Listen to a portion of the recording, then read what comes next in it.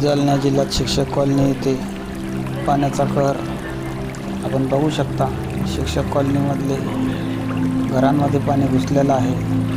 तसेच गाड्या, 4 wheeler, 2 wheeler यांचा अतोनात पाण्यामुळे नुकसान होण्याची शक्यता मोठ्या प्रमाणात दर्शवली जाऊ शकते। तुम्ही बघू शकता सर